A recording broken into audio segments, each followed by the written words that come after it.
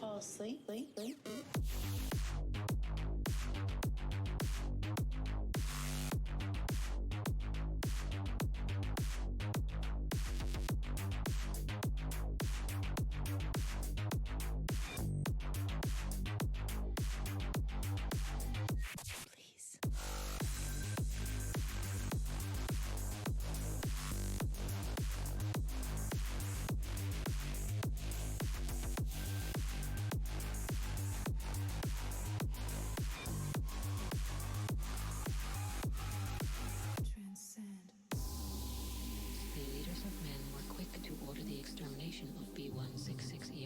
And every one of his kind throughout each province of the earth. Androids and liberal sympathizers flooded the streets of the nation's capital today in protest of the threat of violence.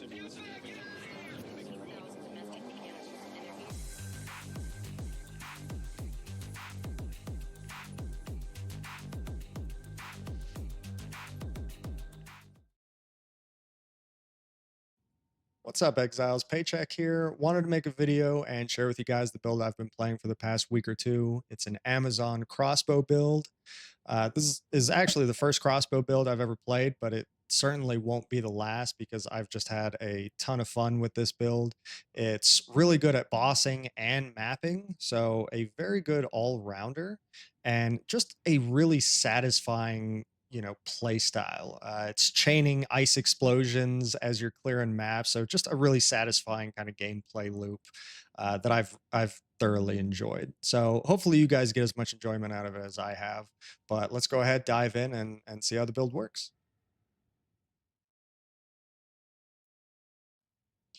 First, we're going to take a look at the gear that we want for this build. There are 3 primary uniques that we're going to be using. Starting off with our chest piece, Vol's Protector. We use this for the line that says chance to gain a power charge on crit. We are a crit build, and we gain all of our damage by generating and consuming power charges. So this is central to be able to enable that. And we pair that with our amulet, the Serpent's Egg, which says gain an additional charge when you gain a charge. So now every time we get a critical hit, we actually gain 2 power charges. And that keeps the power charge generation going. The third core unique item is the Pulsar Keln Ring, and we use this so that when we deal cold damage, we shatter enemies, and that procs Herald of Ice, and then those enemies will start a chain reaction of explosions, and that's what gives the nice cold explosion pops that you saw in the demonstration video. So those are the 3 core uniques. Beyond that, to kind of pair with the Pulsar Keln Ring, you want to get as much flat cold damage from your extra ring and your gloves as possible, just to make sure that you actually are dealing enough cold damage to chill the enemies. For your weapon, you want as high crit chance as possible, and then of course as high just physical damage as you can possibly get. I would recommend a weapon with no less than about 8% crit chance, or even ideally no less than 8.5% crit chance to really start feeling good. But yeah, as high crit chance as you can. And again, that's just to help proc our Vol's Protector power charge on crit. Beyond that, everything else is pretty much just typical hybrid evasion energy shield gear, as high evasion and energy shield as you can get, and some extra life on there can certainly help as well. You might need a little bit of extra intelligence depending on what helmet you get. So we do actually want to be using a pure energy shield helmet, and that's because on our skill tree we're using subterfuge mask. So the more energy shield on our helmet we have, the higher our evasion rating goes from that, which is a very good defensive mechanic. So depending on the requirements, you might need a little bit of extra intelligence, but just adjust accordingly. You might need a little bit of strength to equip your bow as well. But again, it kind of depends on what exact crossbow you get and what exact items you have. But yeah, beyond that, it's just typical as high evasion, energy shield, life is also good. And then just make sure you cap out your resistances. And that's it for the gear. So let's go ahead and take a look at our gems.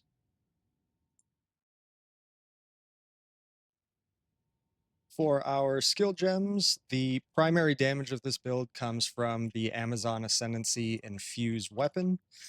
Inside of that, we use Pinpoint Critical, which is just for the more crit chance. It does have the downside of less crit damage bonus, so it lowers the damage a little bit, but we do so much damage that while mapping, it doesn't even matter.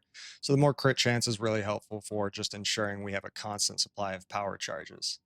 We have Bullseye for more accuracy rating. As an Amazon, accuracy rating equals crit chance. So this is even more crit chance for us. Just another way to scale as much crit as possible. Third, we have Primal Armament for more damage, Blindside support for more crit chance and more crit damage. And it has the downside supported skills cannot inflict blind, but we actually don't need that on Infuse Weapon because we will be proccing blind with all of our other skills. So the downside isn't even really a downside for us here. And then finally, we have Concentrated Effect, again, just stacking up that damage, right? Now, for single target situations, I actually replace Pinpoint Critical with Overextend. So Overextend has 30% more crit damage bonus. So for single target, we're literally going from 30% less crit damage all the way up to 30% more crit damage. But only do this if you are able to achieve like at least around 90%, if not 100% crit chance on pinnacle bosses. And you only need to do this for pinnacle bosses. For map bosses and stuff, you don't need any gem swaps. You'll absolutely obliterate them without overextend. So this is only for pinnacle content. But if you swap in Overextend and you start noticing that you are not dealing any damage, which means that your infused weapon procs are not actually going off, then remove Overextend, try to get more crit chance, and just keep in Pinpoint Critical. Because the most important thing is to actually be proccing your infused weapon explosions. So if you're not doing that, keep in Pinpoint until you get more crit chance and can actually use Overextend. All right. But again, you only need to do that for pinnacle content. For the main skill that we actually use, since Infuse Weapon all happens automatically, you never actually use the skill, it's just automatically going off. The main skill we use is Galvanic Shards, and we have this linked to Martial Tempo for attack speed, potential for more crit chance when it consumes a power charge, which this is one of the reasons why we need so many power charges to help scale our critical hit chance with Galvanic Shards. We have Cold Exposure to lower the enemy's cold resistance for the upcoming infused weapon explosions that are about to hit them. We use Nimble Reload for better reload speed. And then for mapping, I use mobility support just for quality of life, a little bit more movement speed to up my clear speeds. But for single target, you're going to replace mobility with ferocity. So ferocity consumes frenzy charges, and you get more skill speed for consuming a frenzy charge, but that part's actually not even that important for us. We just need to consume a frenzy charge, which we will be getting frenzy charges from Sniper's Mark. And when we consume a frenzy charge, our infused weapon actually gets lightning damage, right? So we get lightning infusion when we consume a frenzy charge. That lightning damage deals enough damage for us to shock bosses. So it just increases the damage they take. So ferocity, you'll swap that in again, only for pinnacle targets. At all other times, including map bosses and everything else, I just keep mobility in and it works totally fine. For our support skills, which these are pretty much also only used on pinnacle bosses, you pretty much never need to use these at any other time.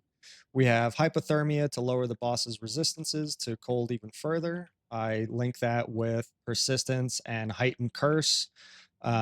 Persistence to last longer, Heightened Curse to increase the effect. Those are the two main ones. And then beyond that, it's just some quality of life. I use Expanse and Cursed Ground for more AoE and just ease of use with Cursed Ground. But you can put pretty much anything else that you want in there, whatever you prefer for your curses. It's really just the first two that are the most important. We have the Sniper's Mark, and we have that link to Profusion and Arcane Tempo for cast speed and chance to gain an additional frenzy charge when we do use it. I only ever use this on pinnacle targets though, and again, that's purely just to consume the frenzy charge. which gives us lightning damage on our main skill, and then that will shock the boss to increase the damage that they take. Orb of Storms, this one is sometimes more frequently used, primarily if your crit chance is a little bit lower. If you're kind of early on in the gearing process, you might use this occasionally, but still not too often. Primarily just for pinnacles again. But we have this linked to Chain, Font of Rage, and Font of Blood. So for single target, you're going to put this down, and the Font of Rage is just going to give you more attack damage, and that's pretty much what it's used for. But you can also use this at any time if you start noticing you're mapping or bossing and your damage has fallen off. That usually means that you ran out of power charges, and so you're not actually casting your infused weapon. Should not happen, but again, if you're early on in the gearing process and you don't have 100% crit chance, it can happen. If it does happen, then go ahead, just cast Orb of Storms on an enemy real quick. It will help you get some critical hits and help you build back up your power charges. And again, for single target, we just use it for the Fonts of Rage primarily, just to boost our attack damage. Moving on, the last section is our reservation spirit gems. We have Herald of Ice to help with our nice pack clear. We have Magnified Effect and Reach for more area of effect. The downside of Reach says less accuracy rating, which sounds bad, but Herald of Ice has the line can't be evaded. So the less accuracy rating doesn't actually have an impact on it. It's always going to hit anyways. We have Inevitable Crit, just again increasing the crit chance and help us generate the power charges.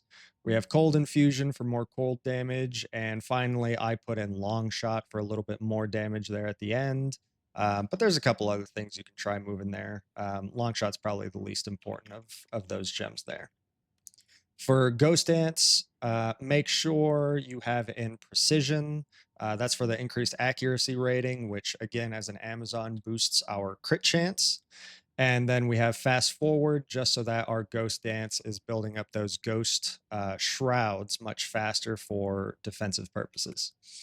And then we have Wind Dancer linked to Blind and Maim. So anytime an enemy hits us, Wind Dancer will proc a little AoE around us, and they will be blinded and maimed. And then we have Close Combat on there for a little bit more damage. Not really needed, but just decided to put it in. Just a little bit more effect.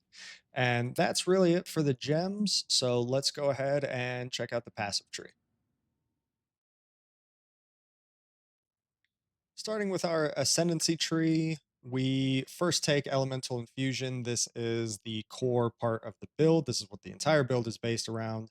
So this is why you cannot run this as any type of character besides an Amazon. So no, you cannot run this as a Deadeye or anything else, because we rely entirely on an Amazon-specific Ascendancy.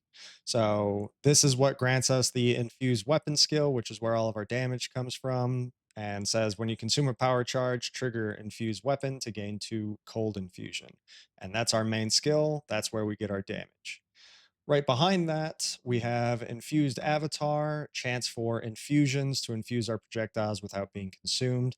So again, this just helps keep our loop going where we consume power charges, gain all that cold damage and the cold explosions. So this helps us maintain that 100% of the time. Third, we take Critical Strike. This is what enables accuracy rating to give us crit chance. So we're going for 100% crit chance, and this just gives us an additional way to actually scale that crit chance. So very important note here. And then finally, we take Predatory Instinct, and that's just to help with some single target damage. And that's it. So moving on to our overall passive tree here. It's pretty similar to probably just about every single other Amazon passive tree that you've seen. Pretty generic kind of setup. So we take our accuracy stacking nodes, both here for attack speed and down here for crit chance. And then other than that, we take as much crit chance as we can, some down there, a little bit over here and up at the top. And then beyond that, I've just tried to fit in as much evasion as an energy shield as I can. There's not a ton of it, but I've picked up what there is. Um, And then for our jewels, I'll go over really quick. We do use one unique jewel, and that is the Against the Darkness with the mod gain percent of damage is extra cold. So, like I was saying earlier, we want cold damage to chill enemies so that those enemies can be um, shattered with the Pulsar Keln ring, and then that procs our Herald of Ice explosions. So that's a very important mod for you to get. The increased dexterity is useful, but definitely not mandatory.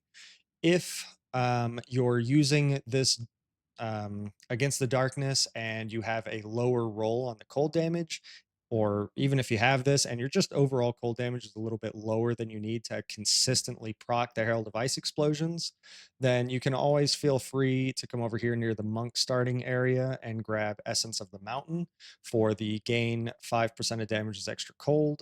And that should help you get to that threshold you need of cold damage so that you can consistently start shattering your enemies.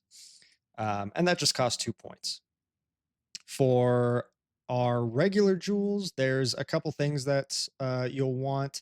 So this is a pretty much perfect jewel. As for the mods we want, crit chance, crit damage, elemental damage, and penetrate cold resistance. So those are the 4 mods that we really want.